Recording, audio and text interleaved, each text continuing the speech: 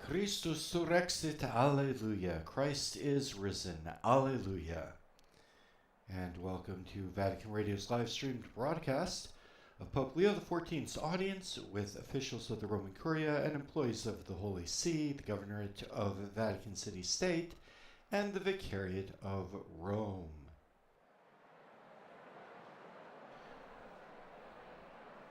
We're coming to you live from the Paul VI Hall, right beside St. Peter's Basilica in Vatican City-State.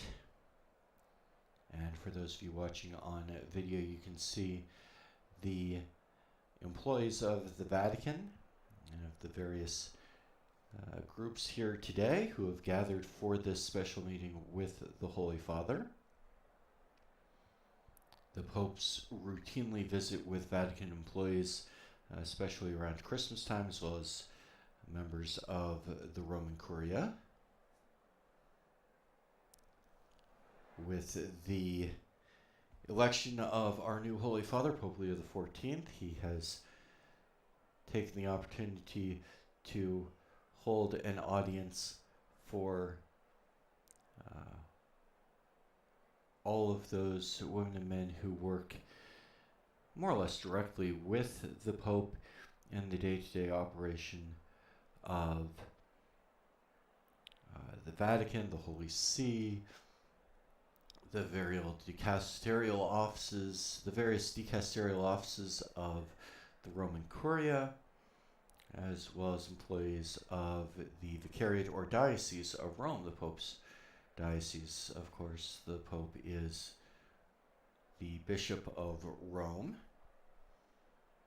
And so we have several thousand people here today. The operation of the center of the Catholic Church, many people are surprised to know, is actually involves only a few thousand people, despite the fact that the Church of Rome and the Roman Curia, the Holy See, are the highest levels of the Catholic Church.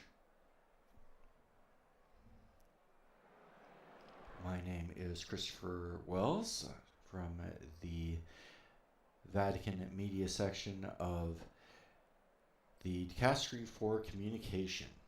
I'll be providing the English language translation of the Pope's remarks this morning. And as we go to I would like to welcome all of you joining us through the various Vatican Media channels, our Vatican audio or radio app, the Vatican News website, or our Vatican News English section YouTube channel. Welcome to all of those joining us via our partner stations, including EWTN TV, Catholic Faith Network in America, Shalom World Television Networks USA, Catholic TV, and Catholic Radio in India. Very warm welcome, one and all.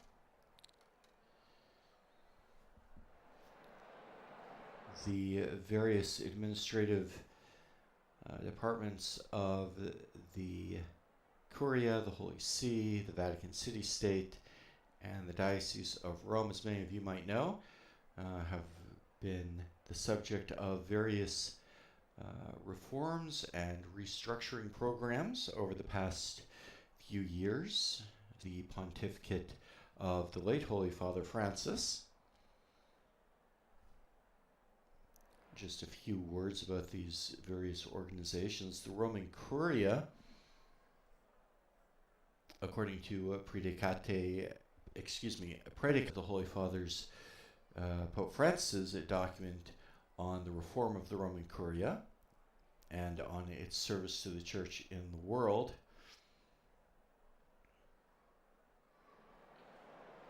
explains that the Roman Curia is at the service of the Pope, who, as the successor of Peter, is the perpetual and visible source and foundation of the unity both of the bishops and of the whole company of the faithful.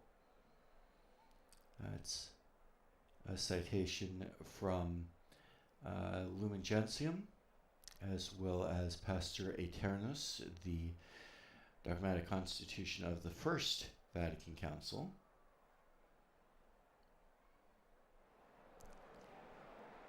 And Predicate Evangelium continues, by virtue of this bond, the work of the Roman also organically related to the College of Bishops and individual bishops, as well as to episcopal conferences and their regional and continental groupings, and the hierarchical structures of the Eastern churches.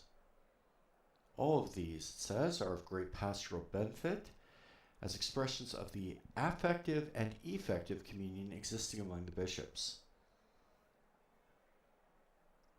Predicate Evangelium explains the Roman Curia is not set between the Pope and the bishops, but is at the service of both, according to the modalities proper to the nature of each.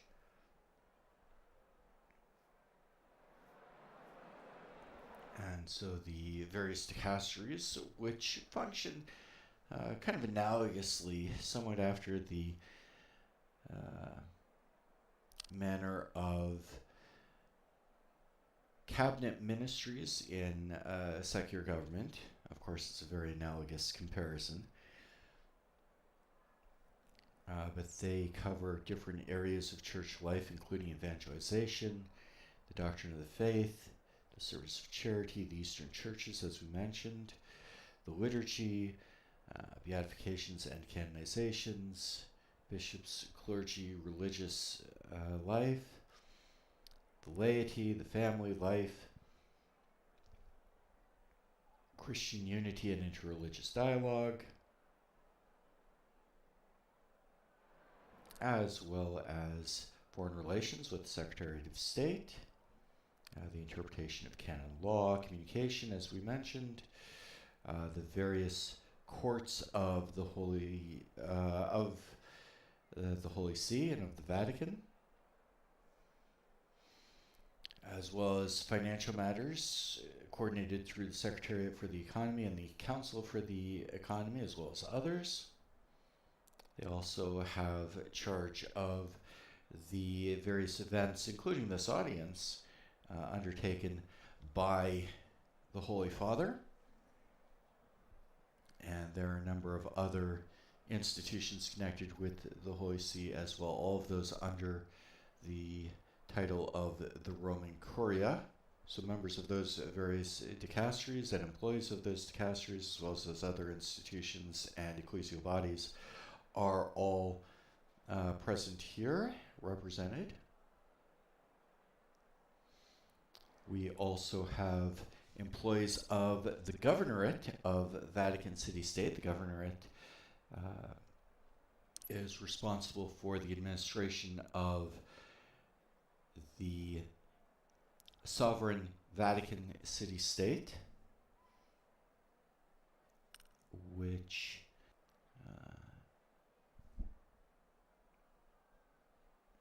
as its website says, the Governorate exercises its power and functions attributed to ensure the absolute and visible independence of the Holy See, including in the international arena, in fulfilling the universal and pastoral mission of the Supreme Pontiff.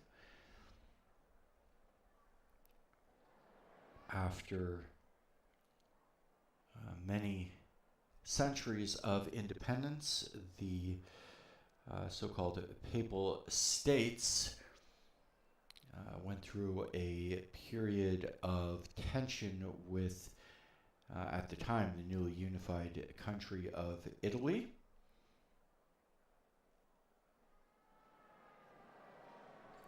And for the space of several decades, there was a great deal of conflict, at least diplomatic conflict, between the Pope and the independent Italian state. It was resolved with the Lateran Accords from the 1920s that established Vatican City State as a sovereign and independent state, the smallest sovereign state in the world. And so the Vatican City State has to have an administration that encompasses everything from international relations, which are dealt with by the entity of the Holy See, which acts primarily through the Secretariat of State. But Vatican City State also has all of those things that pertain to independence, including things like a small military, the Swiss Guards, the police force, the Vatican Gendarmerie.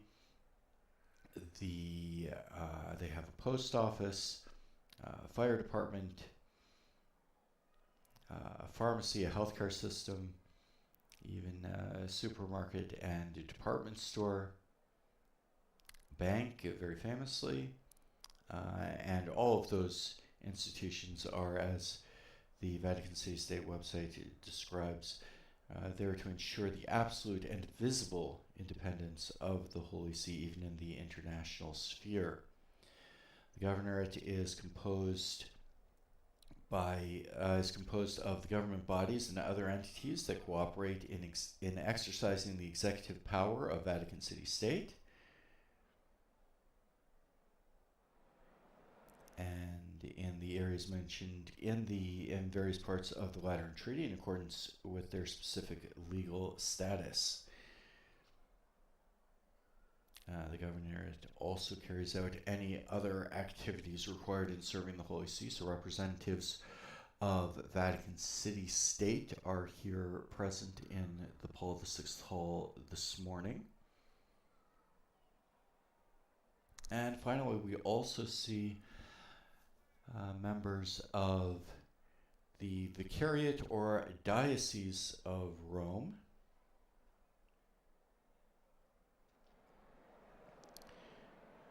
The administration of the Diocese of Rome was also recently, within the last couple of years, reorganized by Pope Francis through an apostolic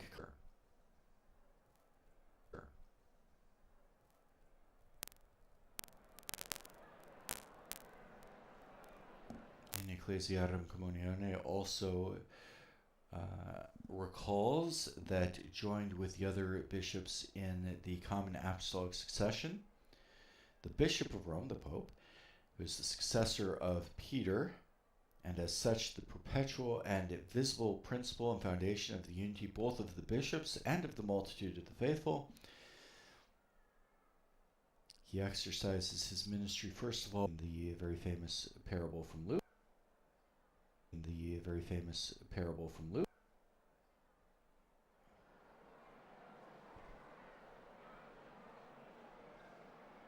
For the Diocese of Rome, in order to revive the mission and the primacy of charity and the proclamation of divine mercy, episcopal collegiality and the active participation of the faithful, of the baptized people, must be supported and promoted in synergy, says in Ecclesiarum Communione. And that is the context in which that document highlights the commitment to the reorganization of the Vicariate, which in Rome performs the functions of a diocesan curia. Pope Francis' work continues the efforts of Paul VI and St. John Paul II. For those of you listening in on the radio, you can hear the warm welcome extended to Pope Leo as he enters the Paul VI Hall and approaches his place on the main stage, as it were. A very warm welcome. I think I can speak for all of the employees here who have been very enthusiastically welcoming our new Pope, Pope Leo XIV, and we'll hear his voice in just a moment here.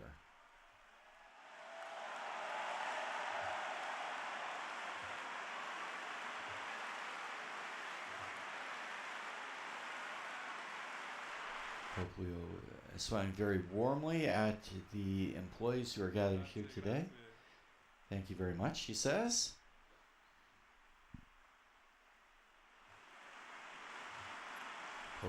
Pope Leo himself was a member of the Curia for just a couple of years after spending a long time in Peru as the bishop of the missionary diocese of Chiclayo, and so has a great deal of familiarity with the people who work here at the Vatican.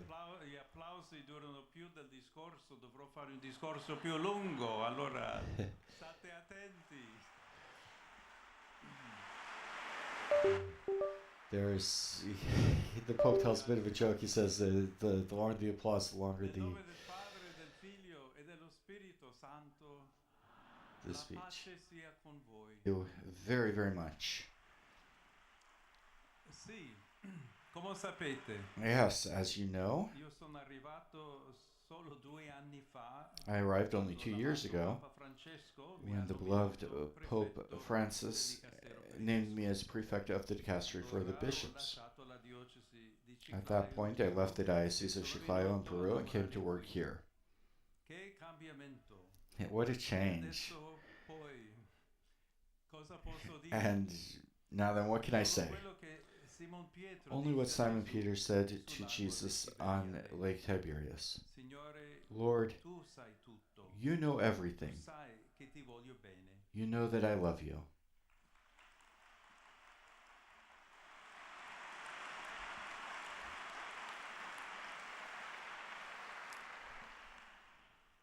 I papi passano, la curia rimane. The popes come and go, the curia remains. It gets a bit of a chuckle and a round of applause. This is true in every particular church. For the Episcopal Curia, it also applies to the Curia of the Bishop of Rome. The Curia is the institution that preserves and transmits the historical memory of a church, of the ministry of its bishops. This is very important. Memory is an essential element in a living organism. It's not only directed to the past, but nourishes the present and orients the future. Without memory, it loses its way. It loses its sense of direction. And so, dear friends, this is the first thought I'd like to share with you. Working in the Roman Curia means contributing to keeping the memory of the Apostolic See alive, in the vital sense I just explained, so that the ministry of the Pope can be carried out in the best possible way. And by analogy, this can also be said of the services of the Vatican City-State.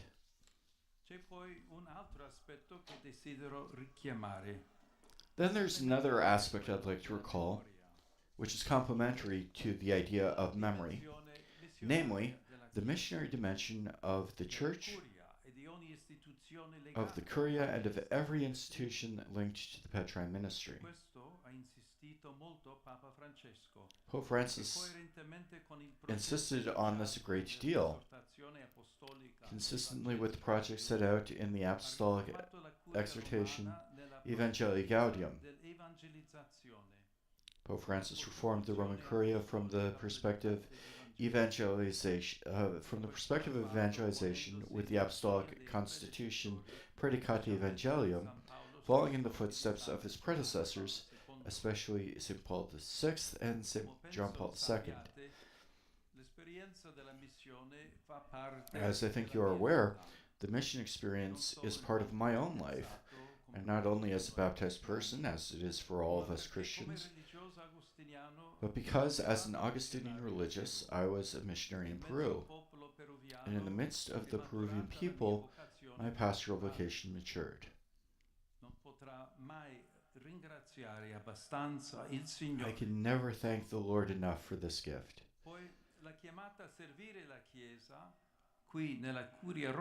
Then the call to serve the Church here in the Roman Curia was a new mission, which I've shared with you for these past 2 years. e ancora la continuo e la continuerò. And I still continue that mission and will continue it as long as God wills Che mi è stato affidato. in the service that has been entrusted to me.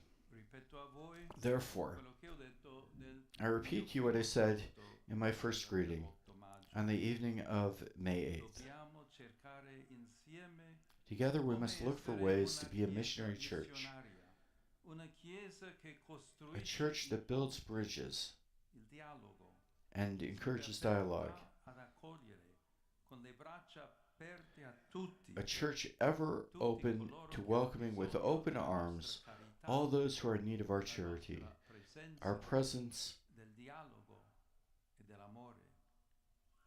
Queste parole dialogue, and love. alla Chiesa di Roma. We must seek together, Pensando alla missione di questa Chiesa verso tutte le chiese e il mondo.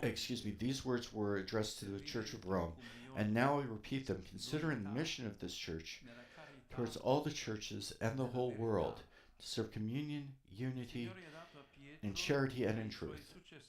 The Lord gave Peter and his successors this task, and all of you, in different ways, collaborate in this great work. Each one makes his contribution by carrying out his own daily work with commitment, but also with faith, because faith and prayer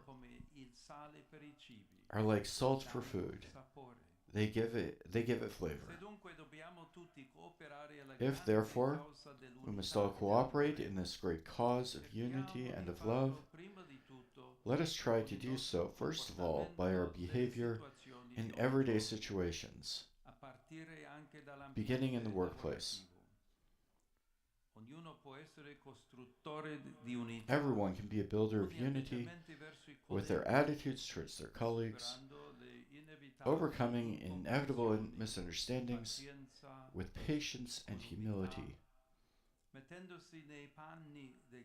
putting themselves in the shoes of others, avoiding prejudices, and also with a good sense of humor, as Pope Francis has taught us. Dear brothers and sisters,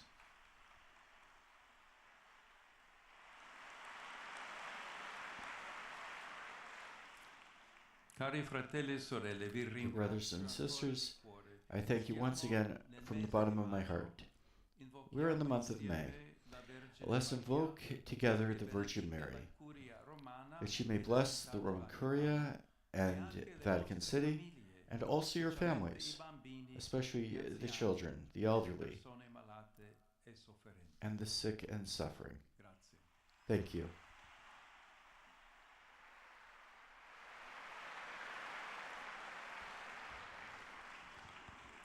And Allora diciamo insieme: Ave Maria, piena di grazia, il Signore è con te. Tu sei benedetta fra le donne e benedetto è il frutto del tuo seno, Gesù. Santa Maria, Madre di Dio, prega per noi peccatori, adesso e nell'ora della nostra morte. Amen. Dominus vobiscum. the Apostolic Blessing. Sit nomen Domini benedictum.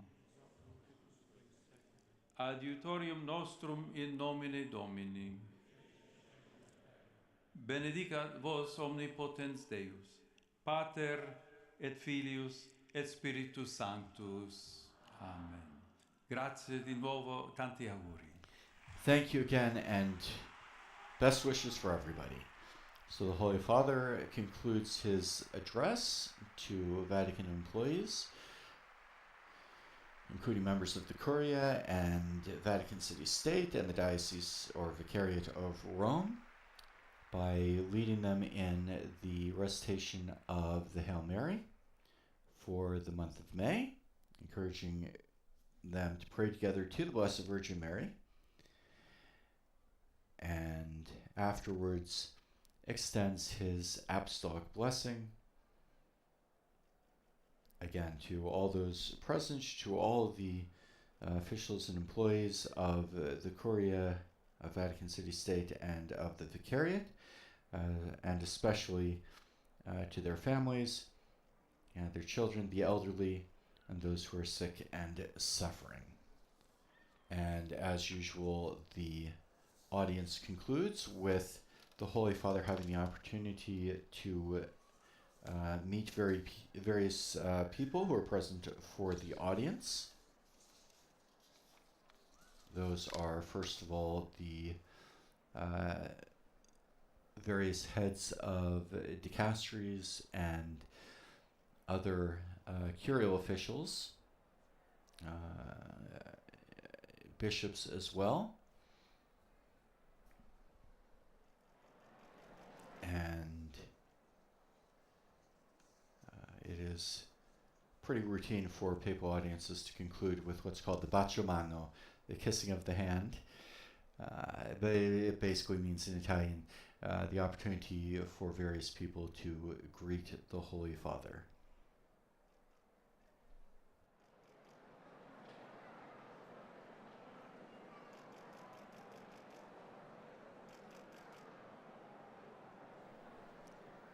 As we mentioned at the beginning of the broadcast, this is the new Pope's first opportunity to greet in a formal setting all of those people who are most closely linked with the work of the Pope and of the Bishop of Rome.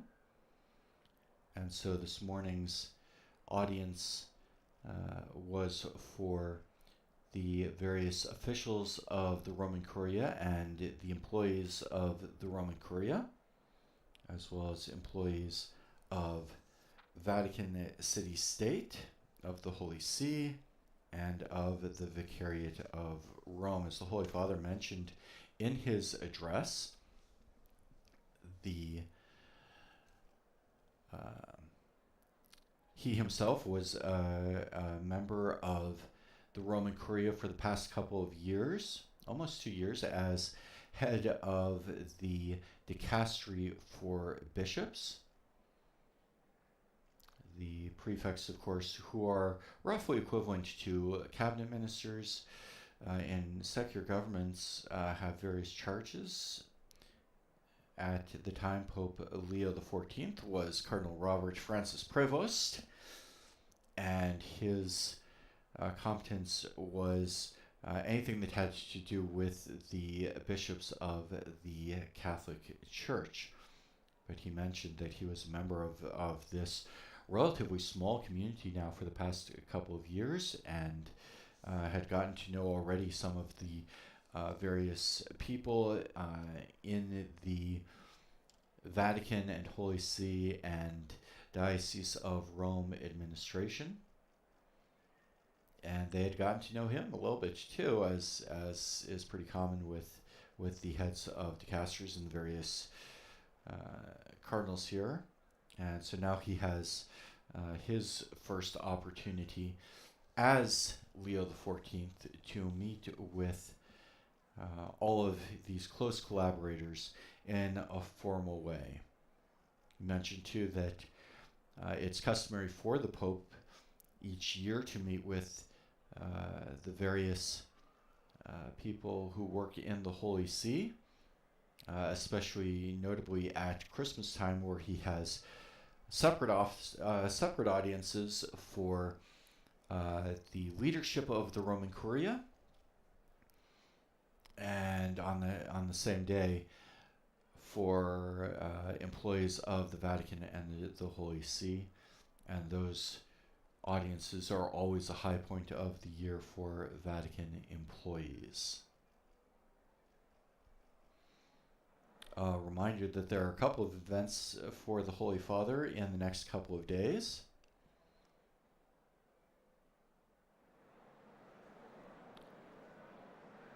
Tomorrow, that is Sunday, May 25th, the Holy Father will be giving his Regina Coeli, of course, as usual, leading the faithful in the recitation of the Marian antiphon for Eastertide, the Regina Coeli, at noon tomorrow in St. Peter's Square. And then tomorrow afternoon, the Holy Father will be traveling to his cathedral, the Cathedral Archbasilica of St. John Lateran, where he will formally be installed as the Bishop of Rome. Of course, he's Bishop of Rome from the moment he accepts his election, but there are a number of formal ceremonies that take place at the beginning of each pontificate, including going to his cathedral church, again, St. John Lateran.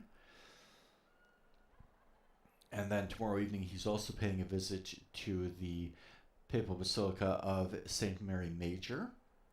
And that will complete a series of formal visits to the major churches of Rome, the papal basilicas. The first in precedence is the Papal Archbasilica of St. John Lateran, the mother church of the city and of the world, as is proudly proclaimed on its facade, but also the Church of St. Mary Major, and the basilicas of St. Peter and of St. Paul's outside the walls, which you've visited earlier this week. For those of you watching on television, you can see that the Holy Father, after the formal greetings with the bishops and cardinals and leadership of the various dicasteries of the Vicariate of Rome, of the Holy See, the Holy Father has gone down to the main section of the Paul VI Hall, where he is greeting employees and family members and spending quite a bit of time shaking hands, speaking with people, and making and blessing rosaries and other religious items. And as the Holy Father greets the participants in this morning's audience for curial officials and Vatican employees, our live broadcast is going to draw to a close. On behalf of Vatican Radio, I would like to thank our partners who help make these live broadcasts available throughout the world, especially EWTN TV, Catholic Faith Network in America, Shalom World Television Networks USA, Catholic TV, and Luminous Radio in India. For full coverage of this morning's audience, along with other Vatican and world news, we do invite you to v.vaticannews.va, as well as our Facebook, Instagram, Twitter, and YouTube accounts. And you'll also be able on those various social media platforms to join us again tomorrow for the Regina Coeli and for the visits to St. John Lateran and to St. Mary Major beginning tomorrow afternoon at 5 p.m. Rome time. Many thanks this morning to our producers and technicians here in the studio, and thanks to all of you for joining us today. My name is Christopher Wells. It's been a great pleasure and an honor to provide the English language translation of our Holy Father's remarks this morning. And we conclude with the Easter greeting. Christ is risen, Alleluia. Christus rexit, Alleluia.